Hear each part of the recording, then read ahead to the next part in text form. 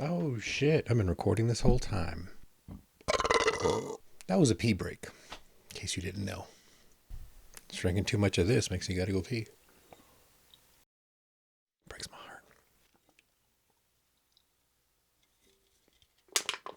heart.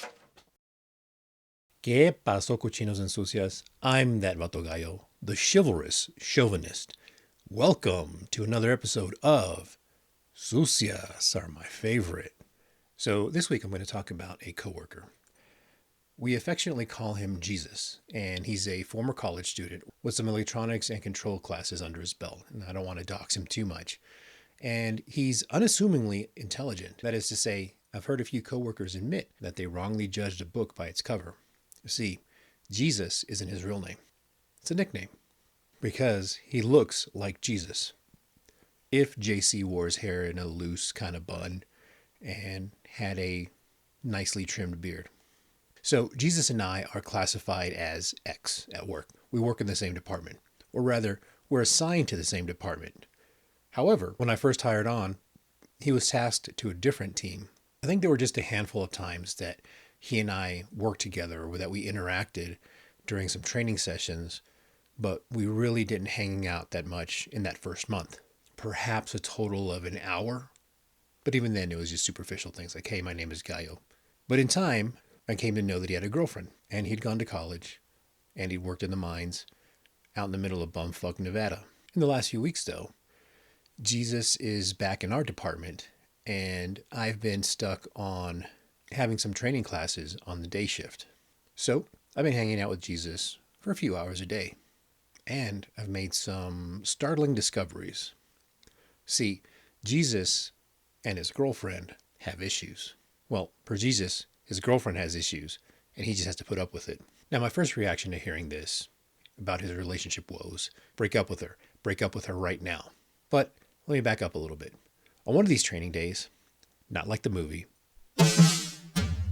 he asked me, hey, Gallo, do you know how to screenshot a snap without the sender or the user knowing that I took a screenshot? And he shows me a picture of a slender, attractive goth girl with some sort of flag in the background. He mentioned something about the flag and needing to do a reverse Google image search. So I'm thinking, he wants to buy this flag and be able to snap back, yo, I got the same flag, it's blah, blah, blah, and I bought it here, we should hang out sometime. That was my assumption. I forget what I said though. And Jesus realized that there was some confusion. And he goes, no, no, no, no, no, no. I have that flag, but my girl thinks that I brought home some random girl, and that random girl took a picture in front of our flag, and now my girl says she's talking to this chick, and that chick is saying that I brought her over and that it is our bedroom when she took that picture. So I asked him, did you bring a chick over? Just to make sure we're discussing either how to defuse the situation or how to handle your girlfriend. No, no, no, no. I don't even know this chick, dude. This is why I got to do a reverse Google search so I can prove that it's some random girl on the internet. Whoa, whoa, whoa, whoa. No, you don't. What? You don't have to prove anything to your girl. Your girl is testing you for whatever reason. If you've never cheated on her before, she has no reason not to trust you. So this is some random stupid high school shit. See, it was clarified that the picture of the goth girl in the snap was sent by his girlfriend, alleging that the goth girl sent it to the girlfriend to prove that she was in their home, or rather their apartment. This supposedly happened the one time in the last few months that his girlfriend wasn't home at the same time Jesus was home for about an hour. So I told him, text your girl right now. Tell her, I'm telling you that this woman is lying. If you can't trust me, then have your stuff packed when I get home and I'll drop you off wherever you need to go. Jesus gave me a look of shock and muttered, no, no, no, no, no, no, I can't do that. Bro, life is too short to walk on eggshells. His mind was blown by that, because until I said it, something someone else warned him about finally sank in. So now that we see each other on Wednesdays, which is our overlap day, I always ask him, did you break up yet? Or, still walking on eggshells? This past week during some training, he asked me if it's possible to have a throuple, but not in the get a girlfriend then bring another girl into the relationship, but he means dating 2 or 3 girls casually, and then at what point do you tell them, hey, this is what I want. I want to date 2 women at the same time, or I want to have 2 girlfriends. It isn't even about the threesomes. It's just to be loved by 2 women. And having a relationship with both of them, but also let them be there for each other when I don't understand whatever emotions are in the air. It took me a good 2, maybe 3 minutes to respond, to which he kind of joked and said, "Oh, I broke the guy, yo." And I clarified, no, because I know how to make it happen. It's just processing that. Because in my experience, thruples usually happen as a couple that bring in someone else as a third. Rarely it's from the inception of dating. I think it's because most people, the way they date is one person at a time. Or they'll see, quote unquote, 3 or 4 people, but quickly decide to put all their efforts into one person if they're relationship oriented. I explained that it is possible, but honesty is the key. And it's something that you need to bring up the instant she asks, "What are we?" At that moment, you tell her that you're interested in a multi-partner relationship, specifically a throuple. But how do I convince her? Well, first you prove your worth, that you're already juggling 2 or 3 other women. This is just a matter of finding the right 2 who want to settle down. If she's not into it, just tell her, "Thanks for playing. Here's your parting gift," and give her a handshake. But how though?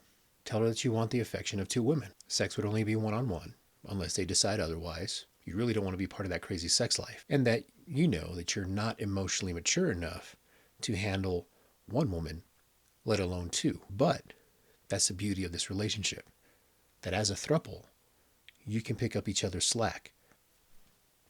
His mind was blown. But what if they're not about all the feels? Like, how do I convince them if they're not emotionally in tune or whatever? Then appeal to their wallet. Look, rent is crazy expensive out here in Reno. We'd all live together and split the rent. Since we'd be dating, we wouldn't be going out every weekend, blowing all our paychecks. We can do that every now and then. But in the meantime, we can stay at home. Stack that paper, baby. Dude. So how can I get my chick? No, don't even bother. It's too late for that. She doesn't respect you. Well, how do you know that? You really want me to answer that? The subject was quickly changed. So what's the point of all this? Well, the point is that no amount of crazy is worth putting up with. Life is entirely too short to walk on eggshells. If you are in a bad relationship, talk to your partner about fixing it. It's more successful to fix it if it's a guy that's a problem. And if the problems are more bothersome or irksome issues, and not even issues, just small problems like never putting the clothes in the hamper or leaving the toilet seat up. Bigger issues, I have not seen successfully come back. What I have seen is women become more entitled and expect the guy to do all the heavy lifting before deciding to possibly consider maybe thinking about trying to be a better person. Women can end up as bad as a spoiled child, if not worse, when a man doesn't set, much less enforce, boundaries with them. Case in point, Amber Heard and Johnny Depp. So how does one set and enforce boundaries? Stay tuned as I cover that in future episodes. In the meantime, do me a favor. Give this episode a like. Share it with someone you know that needs to hear this. And if you have the time and are feeling ambitious, do me a great favor and leave a review. This tells the algorithm that more people need to hear this. Thanks for sticking around. I love you. You're worthy of it. Till next time, besos.